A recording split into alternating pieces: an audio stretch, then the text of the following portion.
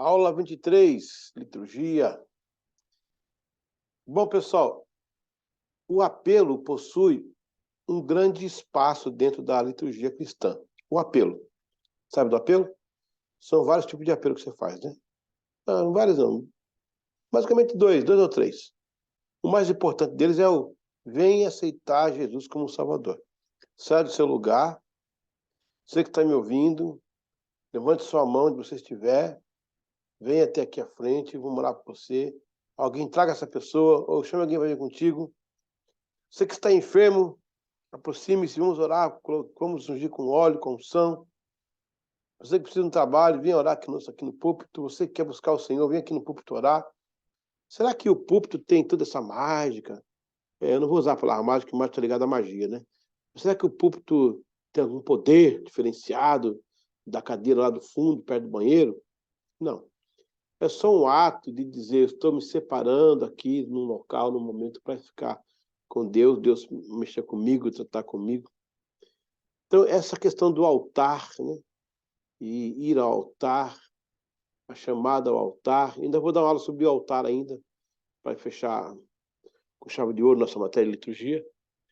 Mas essa ida ao altar, como é que foi isso? Quando começou? Era assim no tempo de Jesus? Quando John Wesley pregava e fazia apelo também? O pessoal ia na frente também? É o que nós vamos ver agora, nessa lição, nessa pasta litúrgica aqui da nossa aula. Vamos abrir aqui a nossa apostila. Aqui, apelo. Muito bem. Como surgiu o apelo? Como foi a origem do chamado ao altar? O apelo tão cultivado em nossas igrejas e que foi alavanca de crescimento nas cruzadas evangelísticas. Realmente, a gente vê milhares de pessoas, né, vindo na frente, lá no altar, chorando, entregando ao Senhor Jesus. Vamos aqui então à primeira lição. Aqui. Apelo, o fenômeno. O fenômeno. Levante a sua mão e venha aceitar Jesus como Salvador. O convite ao altar para aceitar a Cristo como Senhor e Salvador. Como surgiu? É bíblico? Quem começou? Há realmente resultados? Você também é fruto de um apelo? Em 1983, eu estava participando como cantor da Cruzada Irmãos Leonel, em Umuarama, no meu caso aqui, né? O autor da apostila aqui que sou eu, lá no interior do Paraná. Como era o primeiro dia de cruzada, chegamos um pouco mais em cima da hora. Fomos ao hotel, onde nos arrumamos rapidamente, pois o serviço já estava na iminência de iniciar-se. Ao sair do carro e subir a rampa de que dava acesso à nave central, fui interpelado por um dos diáconos que estavam organizando ali a multidão. Ele fez um sinal e me perguntou: "Você já é salvo?" Eu respondi perplexo pela surpresa da pergunta. Eu disse: "Creio que sim. Até hoje pela manhã. Na verdade, eu sou o Eliseu Gomes, o cantor da Cruzadas aí." Não quer dizer que eu, por ser cantor, estivesse salvo, né? Mas é para identificar que eu não era um crente, era um obreiro. Então ele me disse: "Você pode ir pela ala direita, que é a entrada do altar." Quando eu me dirigi à entrada, deu tempo de ouvir ele perguntando um casal que vinha logo atrás de mim. Ele perguntou: "Vocês são salvos?" E o casal, meio conturbado pelo estilo da pergunta, respondeu: "Bom, meu senhor, somos católicos e fomos convidados por uma sobrinha nossa que pertence a esta igreja." Neste momento eu me assustei, pois o diácono disse: "Ah, então são pecadores. E os pecadores devem vir por aqui, pois há um banco reservado para vocês lá na frente." Eu me lembro, o Sebastião Leonel, o Joel Leonel, os pregadores e cantores, eu estava tocando, eu via o banco bem na frente assim, do púlpito. Na hora do apelo, o pessoal correu lá em cima do pessoal. Eu fiquei estonteado e ao continuar por entre a multidão, percebi sim alguns bancos bem na frente, com uma pequena inscrição: "Reservado para pecadores." Enquanto o coral canta este hino, quero convidar a todos que ouviram essa palavra do Evangelho de Jesus Cristo e levantem as suas mãos aceitando como Senhor e Salvador. Nisso, né? Já ouviu isso aí, né?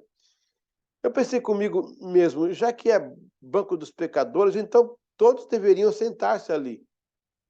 O culto iniciou, eu cantei, o pastor Joel Leonel pregou aquela noite. A mensagem foi: quem ficará para trás? Joel Leonel, Sebastião Leonel, ícones, né, dos pregadores brasileiros, em nome de Deus. Uma mensagem baseada na volta de Jesus e mostrando a condição do pecado, se converter e fazer parte dos que subirão no arrebatamento. Quando o pregador, né, o Joel Leonel, pediu que ficássemos em pé, eu vi vários grupos de pessoas correndo em direção à frente e fecharem em cima dos pecadores, convidando-os para irem ao altar. Enquanto o pregador chamava as pessoas para receber a Cristo, os grupos dos colaboradores ou introdutores quase que traziam pelos braços as pessoas. Eu notei que muitos iam por causa do constrangimento. Saí dali chamando de o banco do constrangimento. Da parte dos irmãos Leonel, não houve nenhuma manipulação de apelo. Aliás, um dos grandes ministérios do Brasil. Na verdade, aqueles irmãos constrangiam os pecadores. Também não era por maldade, sim, com base no amor que eles tinham por Deus e por aquelas vidas que agiam assim. Às vezes, o zelo excessivo subestima o bom senso, né? O que dizer sobre o apelo de vir ao altar, aceitando a Jesus como Salvador? Eu prego em cruzadas desde 1983. A vida inteira, como metodista wesleyano, convidei pessoas a tomarem uma decisão por Cristo. Como um sinal desta decisão, sempre chamei no altar. Nunca as constrangi, nem mesmo nunca usei esses tipos de bancos ou outros subterfúgios. Sempre fiz deste momento algo sem ser apelativo, quase soando como um convite para a oração, apesar que era um apelo, né? Lembro da primeira vez que preguei, eu tremia, eu suava, a voz embargava. Ao término, quando fiz o apelo, 31 pessoas atenderam. Eu quase desmaiei de emoção, pois para mim era o auge de um culto, né? As pessoas da frente. Eu fui em Baipendi, no interior de Minas Gerais. Vamos entender esse fenômeno. Praticamente assim acontece, o pastor termina de pregar e faz o convite. O Espírito Santo está te chamando agora, enquanto você vem, a igreja estará orando por você e sua decisão. É assim que fala, né? Neste momento, a congregação está em pé, orando, esperando alguém se manifestar. Alguém canta um hino de fundo e há uma grande expectativa. As pessoas atendem, vêm à frente, entregando suas vidas para Jesus. Em todo mundo, esta prática é normal em milhares de igrejas. Até então, nada contra fazer o convite. O problema é quando torna-se manipulação, constrangimento, medidor de conversão e sucesso. Olha, quando torna-se o quê? Manipulação, constrangimento, medidor de conversão e de sucesso. Quando chega neste patamar, já não tem graça envolvida e nem sentido salvífico. No passado, ou melhor, no primeiro grande despertamento na América, né, esta forma não era praticada. Pregadores como, por exemplo, George Whitefield, John Edwards, John Wesley, nunca fizeram um chamado ao altar. Na verdade, eles não tinham ideia do que seria este fenômeno. Na época deles, a real chamada à frente era diante de um juiz ou rei para alguma sentença. A prática que usavam era de após a mensagem, aí sim, eles, depois da mensagem, ficar no altar à disposição para orar pelas pessoas e para os que estivessem com dúvidas. Porém, não há registros que eles pedissem que fossem público.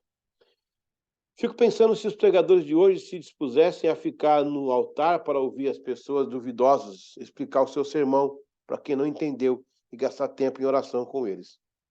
Que hora que chegaria em casa, né? Então, como surgiu o apelo? De que forma surgiu, então? Como foi mencionado, o que mais me aproximava ao atual momento do apelo, no final da mensagem, era a forma de atender ao povo após um sermão, apenas para orar e ajudar a compreender melhor o que fora pregado. Na verdade, foram os anglicanos que iniciaram esta prática em 1662, para diferenciar da liturgia católica durante as controvérsias puritanas, em pleno auge do parlamento em Westminster. Então, após cada sermão, o pregador e os ministros ficavam nas imediações do altar para atender as pessoas interessadas em aconselhamento e encorajamento. Olha que interessante isso foi em 1662, bem antes de Wesley nascer. Era o tempo já que nasceu os pais dele, né, Bartolomeu. Aí essa época depois da morte da rainha Elizabeth, aí é para o lado do tempo do Carlos I, Carlos II, James II, ato da uniformidade, ato da tolerância, ato da conformidade. Essa época aí, a época que aliás, estava acabando os puritanos, né, nessa época aí, estava findando os puritanos. Mas olha que bonito, o cara pregava e ficava, então, os ministros no altar esperando que as pessoas viessem para pedir aconselhamento e encorajamento daquilo que foi pregado. Que interessante isso, hein, gente? Pensou? Um pastor prega e nós vamos para frente, ficamos ali, o pessoal vem só para conversar, olha, essa parte que tocou em mim, essa parte assim falou assim, eu não entendi isso aqui. Isso foi o que chegou mais perto da chamada ao altar, que evoluiu tanto que atingiu um tom mais enérgico, apelo mesmo.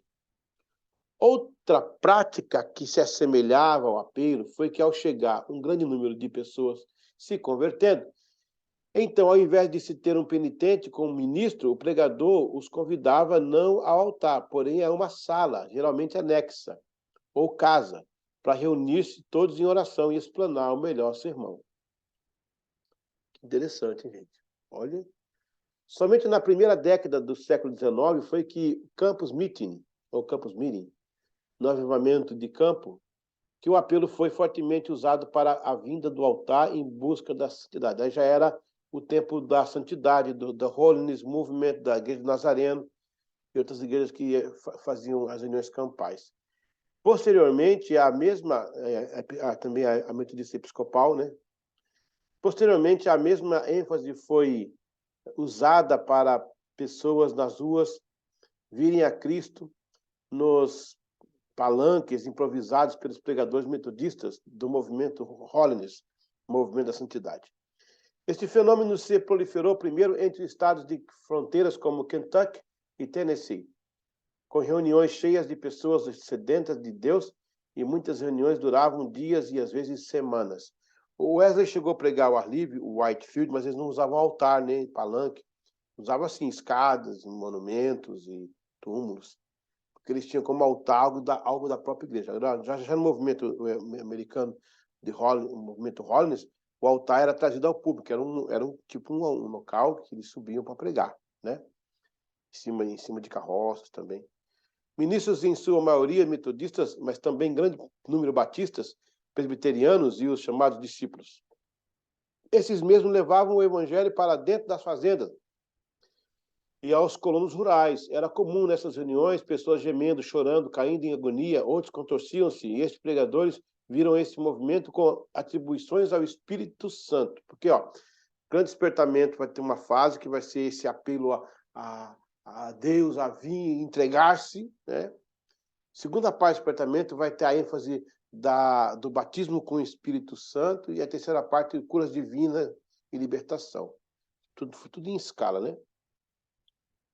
Grande despertamento, primeiro 1730, segundo 1890, o terceiro combinando com o Pentecostes, 1900, aí vem a primeira, segunda, terceira onda, a segunda onda vem em 1940, a terceira 1960, e aí vai. O apelo como estatística. Agora, olha que interessante. No romper de 1800, essas práticas se espalharam pelos Estados Unidos da América. E, na sequência, muitas missões no Brasil traziam em seu bojo o costume. Um fator elementar foi que o apelo serviu de contagem de resultados e euforia. Agora, os números de convertidos era o grande momento da época. Os apelos eram a resposta do sucesso dos pregadores. Muitas vezes, pequenas cercas eram feitas em volta do altar para esperar o pecador após o sermão. Era uma forma, viu como evoluiu o negócio? Era uma forma também de intimidar os ouvintes para atenderem a hora do apelo. No tempo de John Wesley, o apelo talvez não teria esse seu lugar, até porque os púlpitos eram altos e isso dificultava essa distância. Com o passar do tempo, a introdução do apelo, o púlpito baixou e agora podia-se ter uma plataforma, viu? O púlpito baixou. Já nos anos de 1886, portanto, já depois da Guerra da Secessão, né? Isso mesmo. A Guerra da Secessão está até no finalzinho aí. Em diante, uma cerca foi uma cerca pequena foi incrementada para desafiar aos pecadores, tipo aquele banco que vi em Moarama, lembra? Tipo aquele banco lá que eu vi. Então era para intimidar os pecadores, né? De acordo com o historiador Thomas Kidd, o pregador metodista Peter Cartwright descreveu o encontro campal em 1806. O altar estava cheio de gente transbordando em lamentos.